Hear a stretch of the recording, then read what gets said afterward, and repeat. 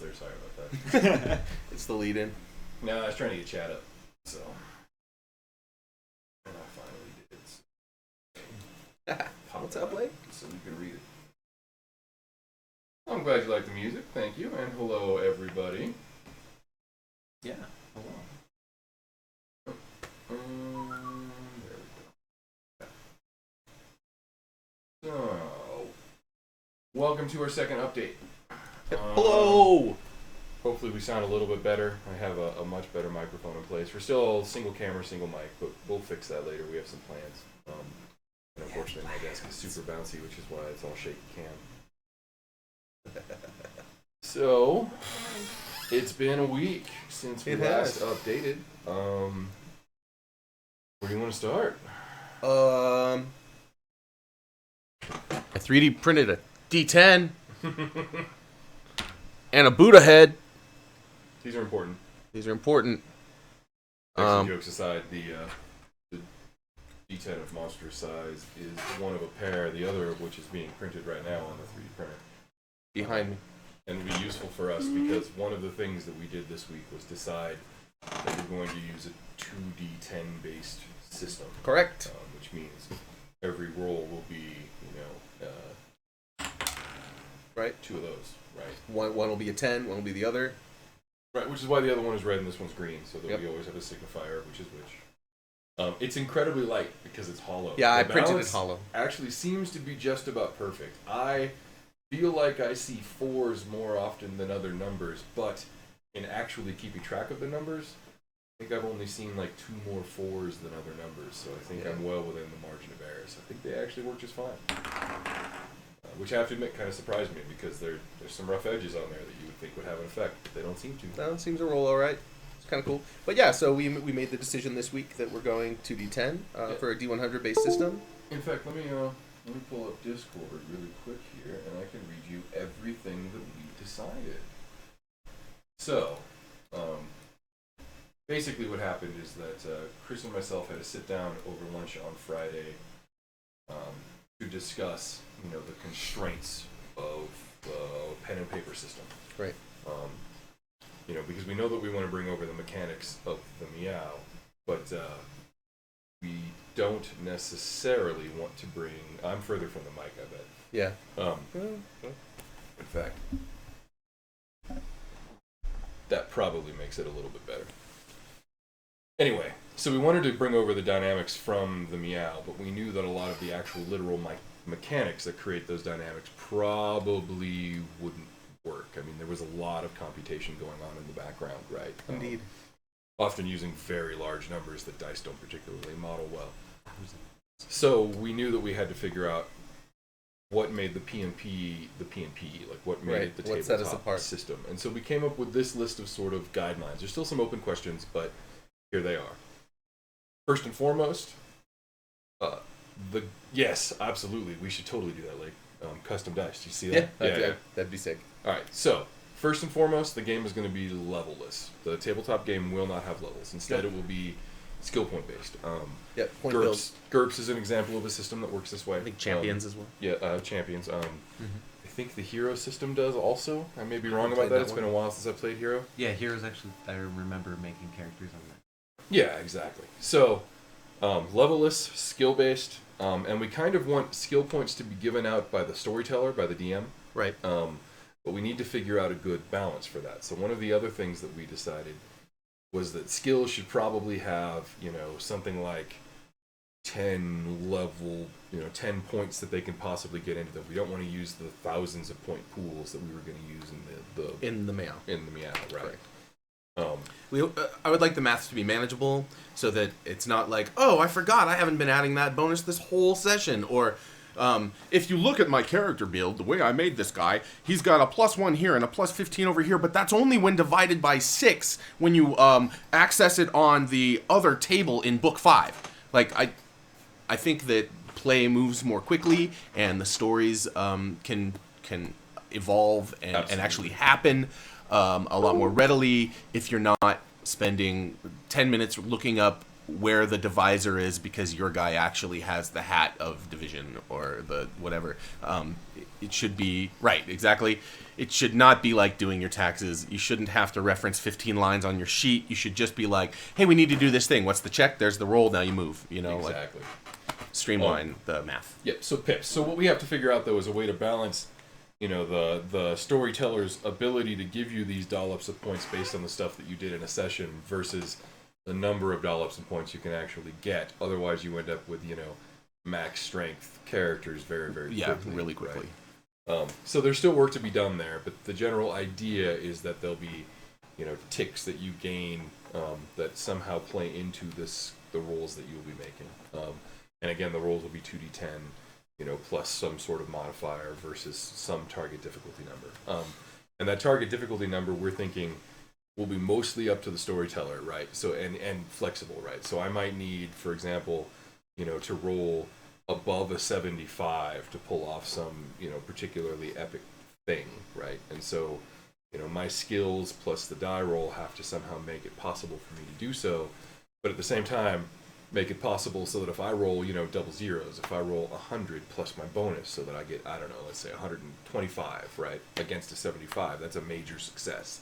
And you can tell by the difference Yeah, you need to be between able the to target versus what you rolled. So like if I only roll a 75 or if I roll a 50 but my 25 bonus somehow just gets me in there, that should be modeled in the game as people play as well. You know, up to the storyteller and the players, of course. If you don't want to deal with it, you don't.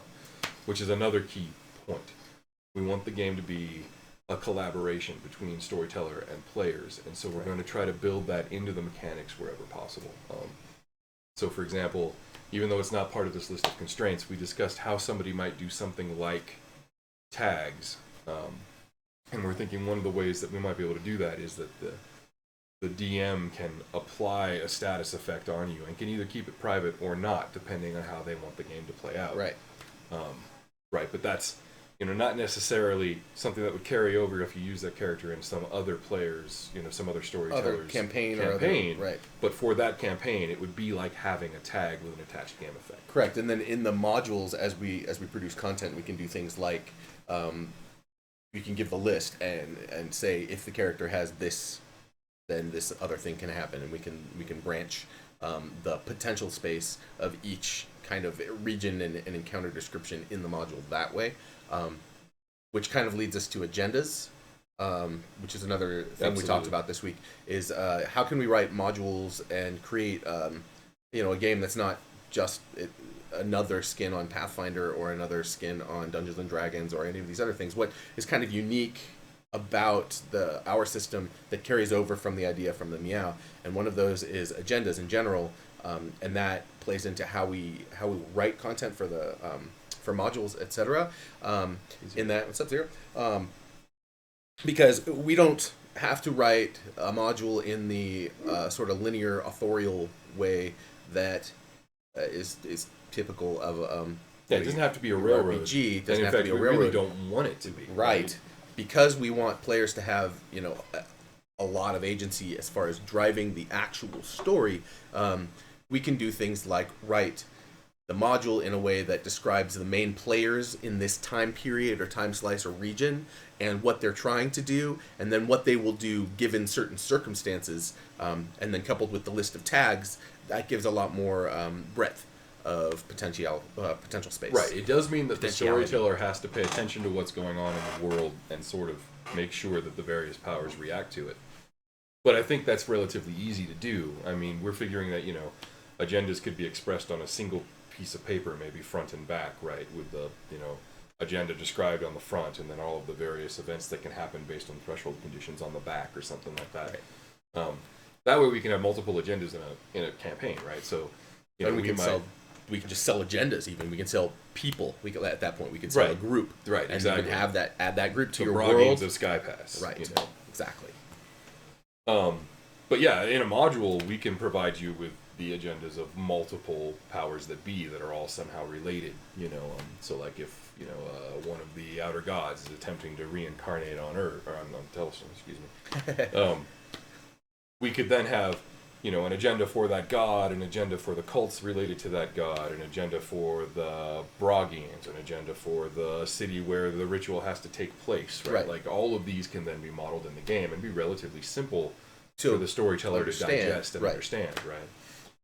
But that provides a much broader space for the players then to go and work in, because if they go do something that's not, if they go off the rails, as so to speak, and go try to move things in a different way or in some way that you didn't exactly think about, you will have the knowledge you'll need as a storyteller to react to that and give them their adventure that they want. Meanwhile, the rest of this can play out in the background, and you'll know what's happening, without their influence. Right, and because it's all based on threshold conditions, anything that the players do can feed back into this and trigger different reactions based on the agendas. So that even if your storyteller is more of a by the book sort of GM who only really wants to go by the module, it will still be collaborative and reactive to the players. Right. And so we think agendas are kind of a huge mechanic for that. And a new way of doing things. It isn't just I wrote a story, broke it into choose your own adventure pages, and then your players basically pick which player, the page you turn to. Now I turn to page 34 because they're in the granary, and if they go over to the kitchen, I'll turn to page 35, and the orc will say, "Avast! I am the orc chef." And oh wait, I'm sorry guys, I read the wrong one. Avast! I am the orc apprentice chef. Yes, because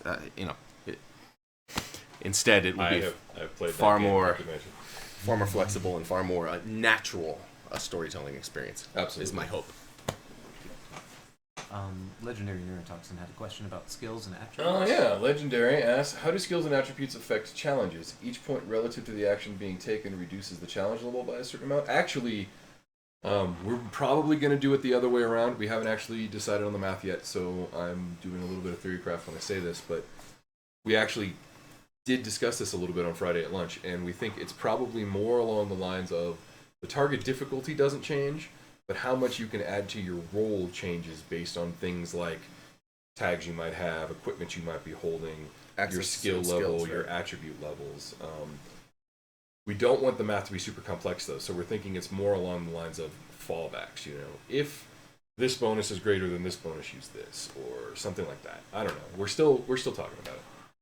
But yeah, trying to streamline the math, which also ties into combat, which is another thing we talked about. Yep. And in a kind of a twofold way, we think we can both streamline combat, but also offer a wide variety of potential, character styles. Can I Yeah. interrupt? Just jump in. We didn't want to take the huge network of potential that was stances and techniques and styles and just throw that away because it was super complicated. So instead we think we came up with a pretty good way to sort of preserve the dynamic of that system without necessarily having to dive into the sort of minutia that we were going to. Right, exactly.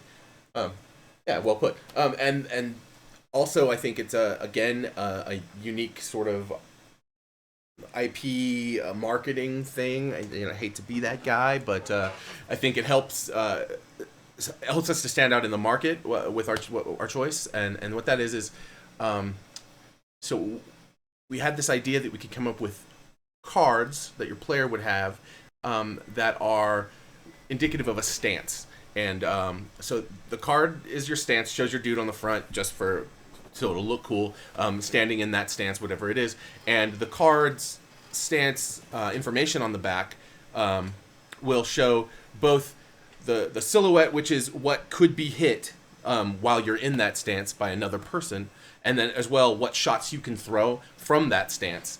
And then that way you'll have your stance and I'll have mine, and we can put them both down and do quick comparisons. All right, I know I can shoot these attacks. These other attacks I can't do. And these are going to, you could quickly compare the maths to make your rolls. Do I hit? Do I not hit? Where do I hit? And then what kind of damage do I do? And that way it's stance plus weapon for your character. And certain stances can only be fought by people using certain weapons. With particular skills, et cetera. And right.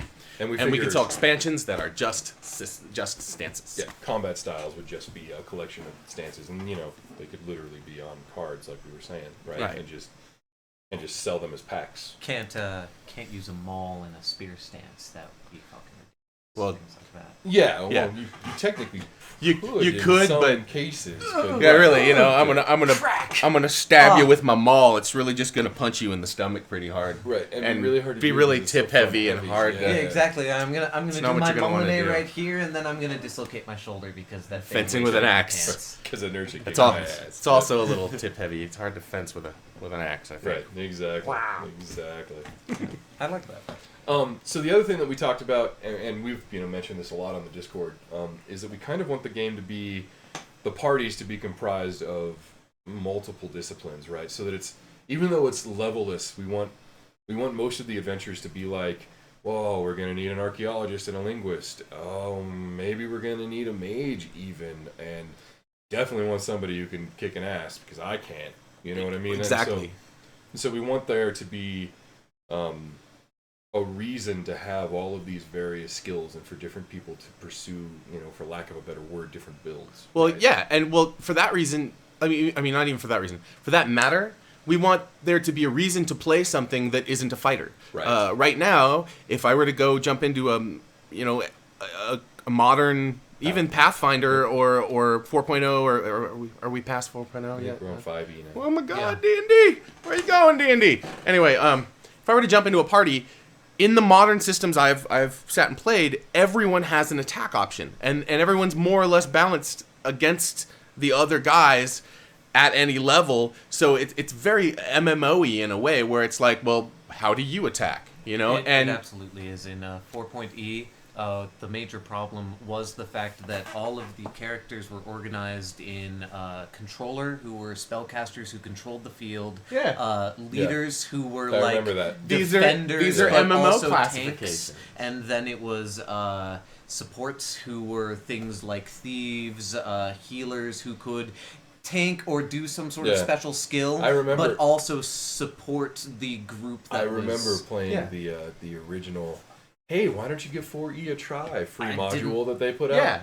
And was like, oh, I'm going to play a warlock. Oh, a warlock is crowd control? What the fuck? Yeah, Wait a minute. exactly. Why are we even using the words crowd control in an RPG? didn't- Right. Right? Exactly. I Come didn't on, like you're it thinking about because this wrong. I could, I could, like an MMO, use the feats and skills that were available to me. My favorite class in 4.0 is Ranger, and it's because I found a way to meta the Ranger to the point where I can use all my feats to gain the bow specialty that specialties I would gain by selecting a specialty, either two-handed weapon or bow Ranger, and also get all of the specialties of being a two-handed weapon fighter, which would throw any I see. balance of the I see Ranger how you out the did it. door, because Yeah. I could shoot everything I want and then also use all of my benefits as a two-handed weapon style Ranger to kick your ass, because that's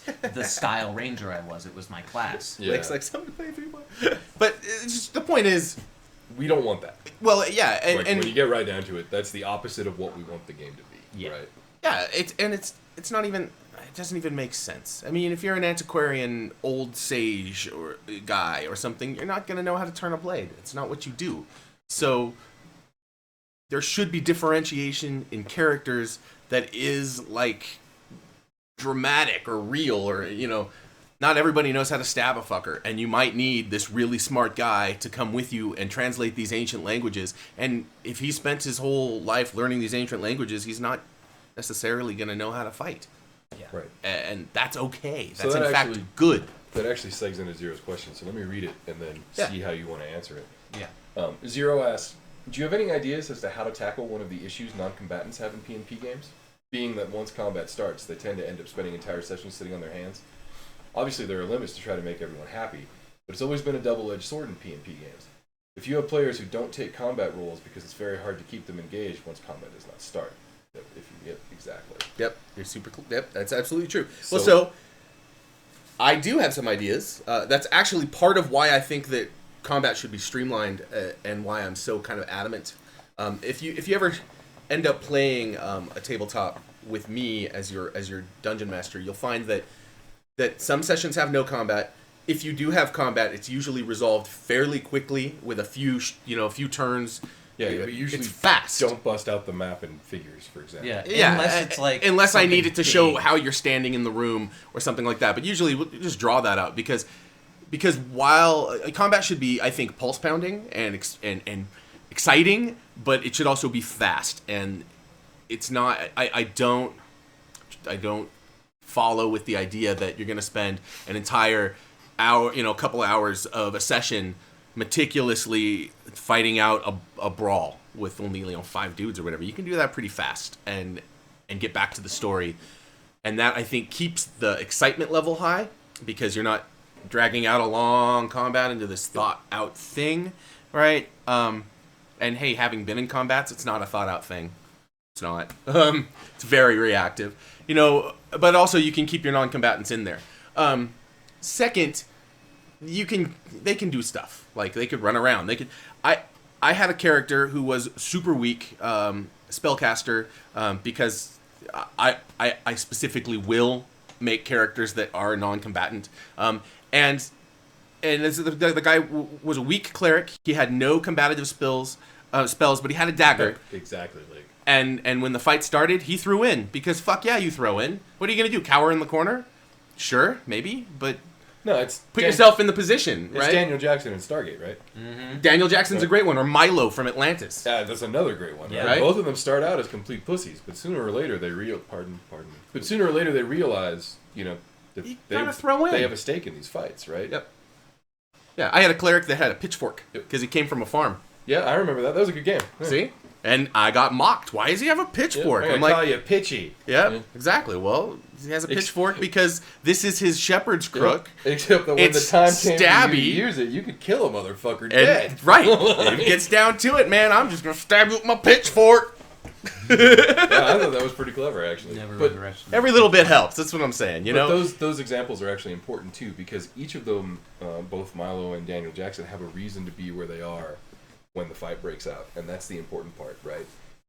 If you cannot get the thing that you want without the non-combat role, that's better for everybody, right? Because you're going to need the combat role too, no matter what, right? And so everybody gets something cool and pivotal to do in the adventure. Exactly. And we think that's important. Well, even protecting your weakling. Like, what if the goblins recognize that this character isn't carrying a weapon? Right. All right, well, that means he's a target, right?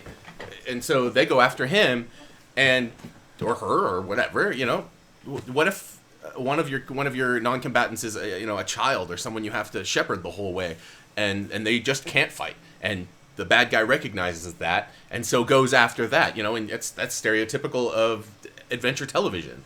As you go after Absolutely. the weakest person, you're gonna kidnap that person, and Well, and I think Neuro makes a really good point too. He says, I'd actually like to see more campaigns where you're lightly armored or rarely armed, so that you have to use the environment and pick up lamps and face smashing and stuff. you'd like playing with me, Yeah, man. I think you would. Yeah. And Phelan, same here. I Yeah. actually recently played a campaign where somebody did go the step farther with their roleplay and was like, no, I have a scythe because I'm a farm girl who always wanted to be a knight. And so I was like, the scythe looks like a pretty deadly weapon, and so they played along with the scythe. But honestly, if I was a farm person, I wouldn't have picked the scythe because the scythe is They're unwieldy. unwieldy. Yeah. They're very unwieldy. They eventually dropped the scythe for the sword too because it was a pain in the ass. Like they realized that in game quite quickly. So my agree, go-to Zero. in response to Neurotoxin's comments about being poorly armed or underarmed or whatever, when I found myself faced with a group, a P&P group, that I either didn't know very well, or it was like, oh, we're gonna have Chris Dungeon Master, and they were all hardcores, and they were all like, yeah, I've been playing D&D since I was blah blah blah. I got my stuff here, I would usually have them get a blank character sheet, roll up their character, either 4d6 throw out one or 3d6 and put it somewhere, and you got to use them till they're full. Right, and then I would start them with minimum gear, usually just the clothes on their back, and sometimes a knife. Sometimes I'd make the joke and give them a rusty knife, because the joke is, if you have nothing, if you are rock bottom, then you have all of the reasons to adventure, all the reasons Right. to take risks and to do something exciting. Because if you're an established, swordsman and you have money and a villa, why would you go after a dragon really? Hey, I'm kind of set here. I got my shit. I'm not. Why don't you get someone desperate to do that? I'm running a trade empire. I ain't got time for that shit. Yeah, exactly. Dragons kill people. I thought you knew. You know? So, yeah, I was my stock starter because it gives you a reason to go make these ridiculous risks on your life. So maybe this is a good point to segue into one of the other things that we decided, which was the tone of the adventures that we imagine that players of the pen and paper game are going to go through. Absolutely. Correct. Yeah. So the Meow is way more about just life in this world, right? In fact, we honestly didn't want most people to be heroes. We wanted them to seek out adventure, but adventure takes a myriad forms, right? Like exactly. There's thousands and thousands of different ways that one can have an adventure.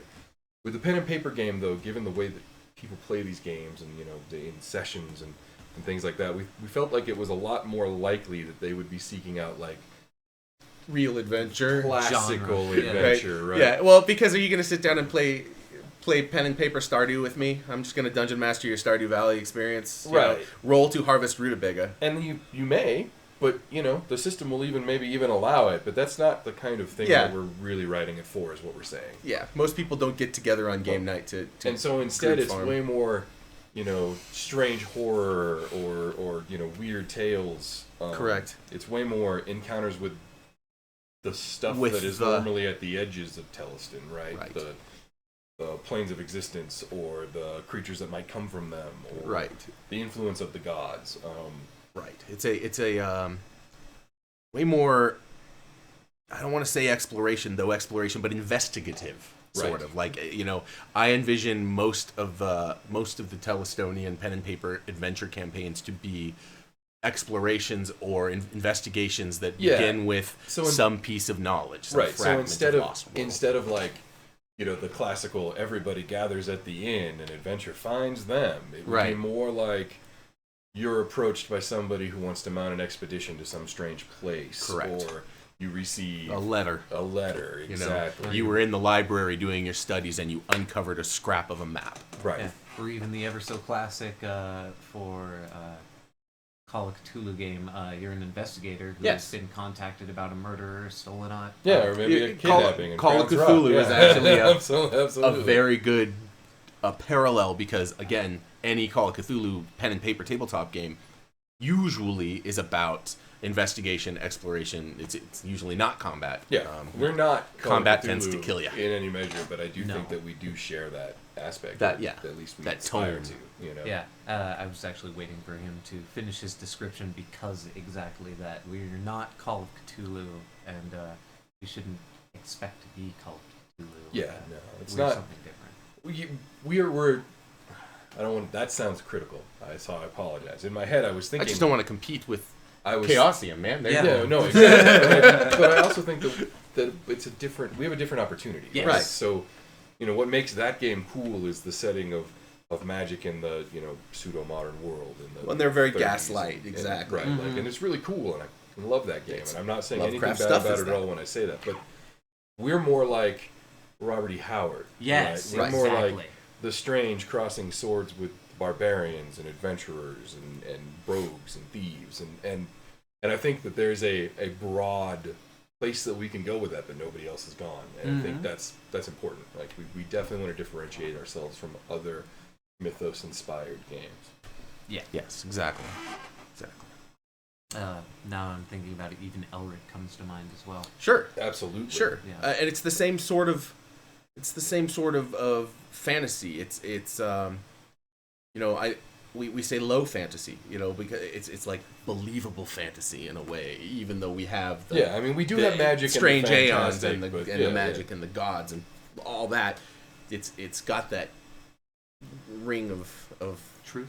The ring of truth. Ring of truth. So Phelan actually asked something that I just don't want it to get forgotten about. She asked if you were able to wield meteor hammers, and that there was something more important to go on. You can maybe find some star metal that fell from the sky. And I thought she meant like the super big hammers, and I was gonna say no buster swords. That leads into what I've been basically doing for the past week, and that is organizing skills and primary attributes and giving a little blurb about them to help you guys know what those little skills and blurbs will do. And yes, heavy mauls and hammers are a type of weapon that you can definitely use. What's the real? You'd have to show The me real the life weapon is a two-handed hammer Oh. that has a fucking maul like that's this big.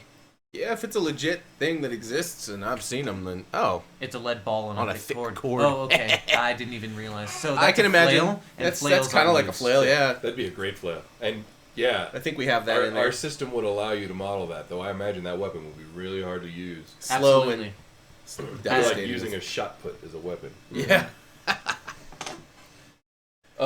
So, with all of this talk of setting and stuff, one of the things that we did, and here, let me switch to the screencast. Absolutely legendary. One of the things that we did was change our tagline.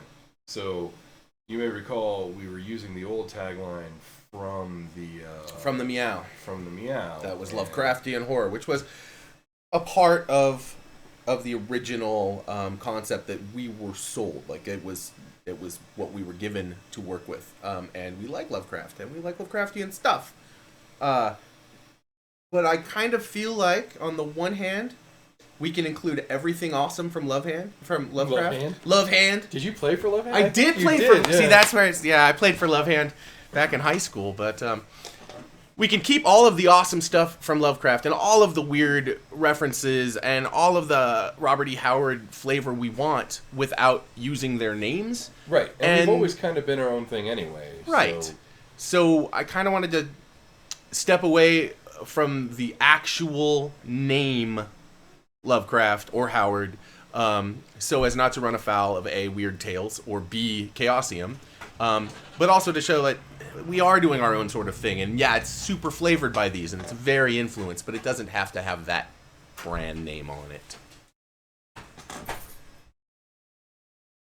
yeah,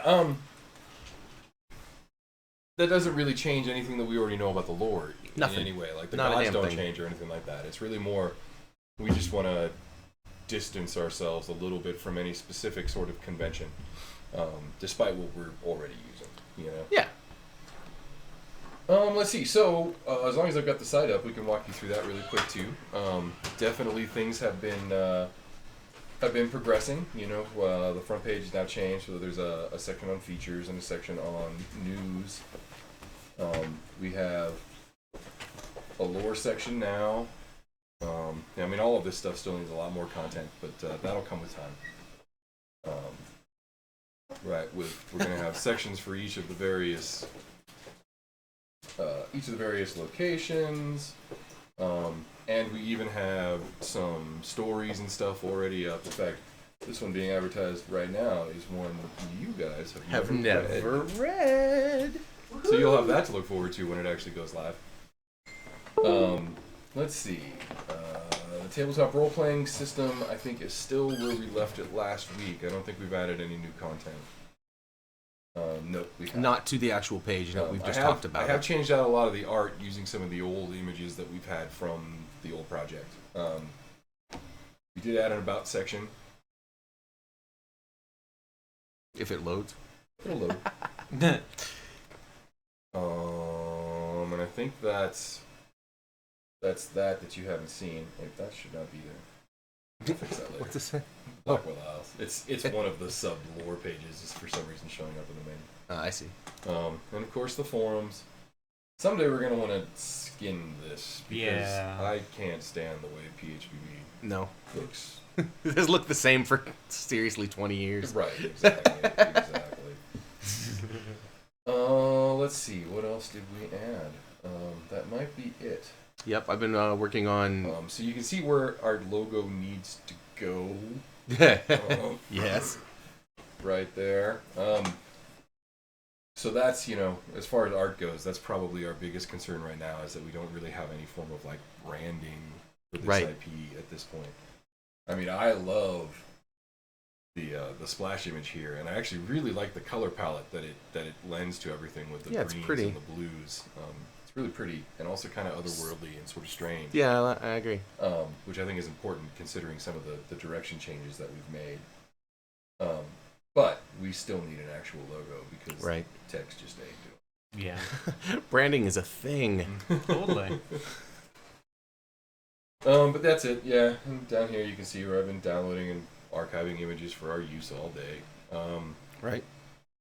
So yeah, that's basically where we are on the website, where we are with the P&P guidelines. So, well, as Verde said earlier, he's been actually working on content for the PNP. He's been writing out all the textual descriptions of, the major attributes, and I think you're hacking on skills now, which is a long list. Yep. And we have some basic outlines for the 3 books. Yep. I've got outlines for those, which is what he's working on filling in, and then I'm subbing out all sorts of bits from design documents for regions that were supposed to help drive aesthetic for the artists to when they eventually got to build, and now are providing more grounding for the website, for the lore pages on the website, and that sort of thing. And I'm hacking on that little stinger, it's sort of, what is Teleston, and working out what should go on the landing page versus what should go on the role-playing game page, etc. Content. Yep, it's taken longer than we would have liked, but, we're 3 guys and we only get to work 2 days a week, so... Well, and it's not the fun content. I can write stories much more quickly than I can write marketing blurb. That's a fair cop for me, too. But we are hacking on it, and we are making progress every day. Absolutely. In the background, there's a couple of other things going on. So, for example, I mentioned in the last stream that we have a clock. We actually have a program that we can run that will tell you what time it is in SkyPass right now. Yep. What time of year, what time of day. Right. And because of the way I built that prototype originally, I wasn't allowed to distribute it under the old contracts, production contracts, but those contracts don't exist anymore. And so when I have some time, I'm going to brush it off again, and I'm going to put it up on the site, both as a thing on the site where you can just see what time it is. Yeah, I think that would be great. Just download it for yourself if you wanted to. So that's just one of the things that's going to go up that's really easy for us to do. Yep. I have an Origin Matrix simulator, and I have an Origin Matrix editor. What I don't have is content for the actual Origin Matrix. However, once the website is done... Right. Then I get to move on to real stuff. Right. Omwa and I can probably populate that really quickly. Hell yeah. And as part of the P&P effort, work out a mapping between the results of the Origin Matrix and a finished, ready-to-play character. Right, so we can spit characters out. And dump characters out when you go through the Origin Matrix act. And so that's probably 3 or 4 weeks away, to be fair. But I think that's only 3 or 4 weeks away. Right, and these are next steps. Also, I've seen some pretty killer hints at illustration about one of my stories. I can't share them, but I have seen some amazing artwork. Yeah, pretty damn cool. So that'll slip in there somewhere. So one last thing before we open it up for questions and stuff.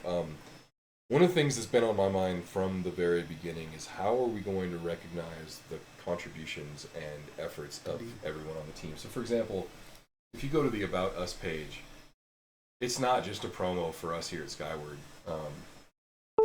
There's actually a section here where we talk about you guys and kind of the role that you've played so far and how kind of important you are to us. And so one of the things that I want to do is figure out a way to reward the people who actually contribute. And we may make nothing.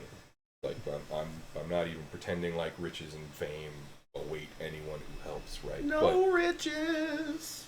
But we're thinking we may try to run it. I don't even know if this is legal yet, but we're thinking that we may try to run it something like a pirate crew, where everybody who contributes gets a share in exchange for the right to use what they've contributed. And we don't know, if that's even legal. We don't know exactly what that even means or how many shares, say for example, Ilphonic would get in compensation for releasing the IP to us or anything like that at all. So I don't know what that really means, but I want you guys to know that we are thinking about this and that we are trying to figure out a way to make everybody's contributions matter. Absolutely. If we do figure out a way to make this happen, though, there are some things that I need to mention right at the get-go. Participation can't be flyby. You're either in it till the product you're contributing to is released, or you're not in it at all, right? If you contribute something and then bail 6 weeks later, I don't think that's cool, right? And that doesn't necessarily mean you have to work through the whole project, but it does mean that you have to be there so that Like, hang out. the reckoning of whose shares are actually real happens when the project is released. You know what I'm saying? And that's just so that, you know, if you get bored and wander off with your stuff half done, you're not going to get rewarded for that. And I know that sounds really harsh, and I apologize, but the reality is that a lot of community-driven projects die that way. And so I want to make sure that doesn't happen with us. Right.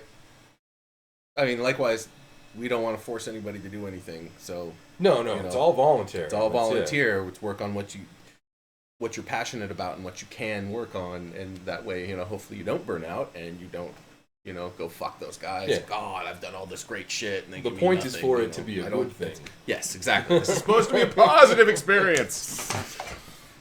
But I think I actually need to.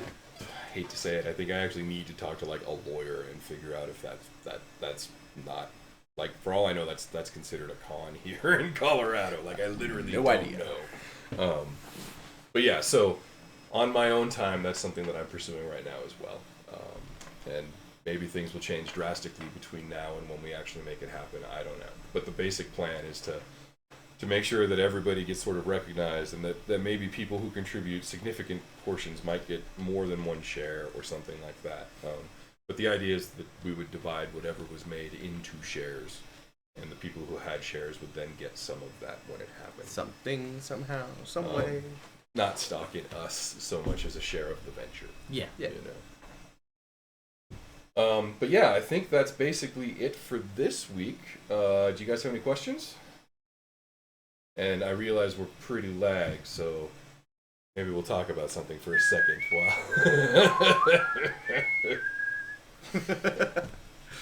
Hey, what's up, Annis? Kitty. That's my kitty. Yeah. Right there. Meow. She wants attention. Quite. So Nero says something like fig, but not fig. Yeah. Something like fig, but not fig. I assume that's in reference to art stuff. Right.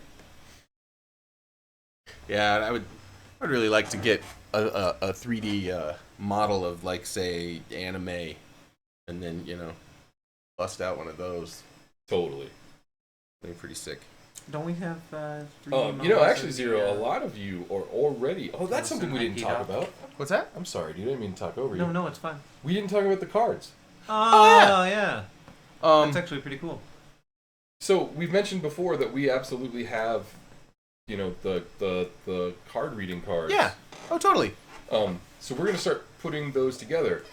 And we might even publish the full list for you guys just to see. Yeah, I'm thinking I'm But going if to have to take a minute and finish out the inverts Right. for everything except for the rares. But while I know what they are, I have to, like, type them out again because last time they didn't save. But a lot of founders are actually already recognized as cards Right. in the set, which is, I think, kind of cool. Yeah, exactly. I've given a lot of founders cards, a handful anyway, and they're all somewhat cryptic names. So you'd have to look closely to figure out which was Yep. you. Yep. There's a lot of Is in that references me? too. Yeah. They're the ones I think I have the reader in the crewbot say something special like, "Oh, that's a rare card." Yep, it And does. they're also weighted to be 5 times less likely than the others. Yeah, so that they are legitimately rare. Yeah. Seriously, get some art. You for this probably card. did. Yeah, I've seen yours come up. I've seen Zeros come up too. Actually. So have I. Yeah, I've I've seen seen Sales. I've Yep. seen Diggs, and I've seen Rose. Yeah. I have seen Rose. I'm pretty sure I've seen everyone I've written. And if, you haven't seen you yet, well, I'll get there eventually. Keep watching. Getting readings. I think our knowledge, like even his knowledge too, though I don't know how extensive it is of the Rider-Waite deck and your Toth deck. The Rider-Waite deck. Yeah, sorry. That you and I could like make art in a Telestonian or Broggian fashion. And Broggian then- woodcuts. Yeah, and then get it commissioned for maybe some cards or something. theoretically, like I that have- we could sell. I have been an artist in the past. Well, I just... Yeah, It's not- I've met far cheaper greater than artists books, than too, me. So doing a print run of the cards is relatively easy. Yeah, well, and it's not unprecedented either. I Might noticed give as them I was something to buy. doing research that looks like our friends over at the D&D IP are likewise releasing a set of cards to go with their most recent Ravenlofty release. Yeah. The Return of Strahd. Yep. Yeah, so there's that. So yeah, we do have the Strahd cards. on Rider Day. But we should like sell tarot cards or playing cards or something like that. Yep. I'm on it, Or Paul. both. Yeah, that is a thing I was thinking of doing, and yeah, I don't know about art. We'll see where the muse is in my brain. Yeah, art's always a problem. Art's for us, always hard. We work in words, so Yeah. Well, and as I said, I was an artist right up until I met a lot of people who were way better artists than me. You know, I went to art school, and that's where I ran into a lot of people that were just like, "Oh, yeah, you're an artist. I'm an arty guy." I like art. I'm a dilettante. Yeah, every once in a while, you might get the muse, throw something up in Photoshop, and go, "Hey, it looks cool, right?" Yeah, Not really. I do game maps. POS. All right, cool. Any more questions? Yeah, guys. What's up? No. No. My die's like 75% done. I'll take a moment to share something. Oh yeah, Oh, these yeah. are cool. Always So- like sharing stuff. I recently received in the mail these bronze figures. So this one is Cthulhu.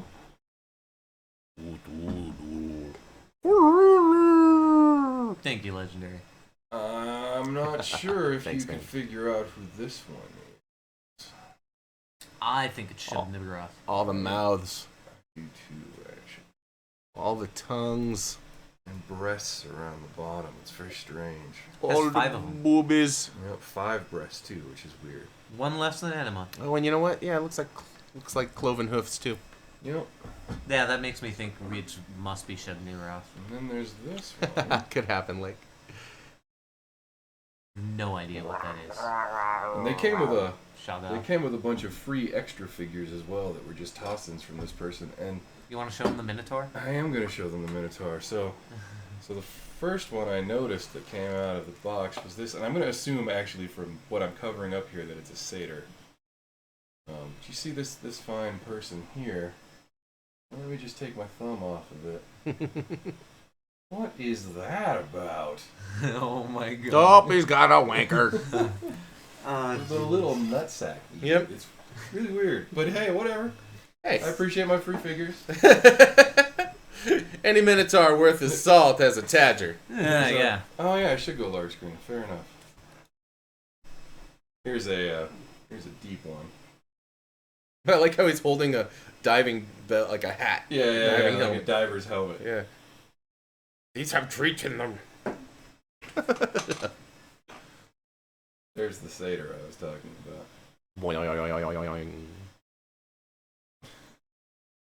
We call him Chubby. It's weird. He's a prick. Ah! Here's the Cthulhu, which I honestly think is my favorite from the set. Yeah, he's great. Cast bronze, too. Yeah, and like these are heavy. weighty. Mm-hmm. Like these could be the murder weapon in a television procedural drama. Mm-hmm. Oopsie. Yeah. There's what we believe is Shednirov. With her weird breasts at the bottom and cloven hooves. Cloven hooves. They're very strange.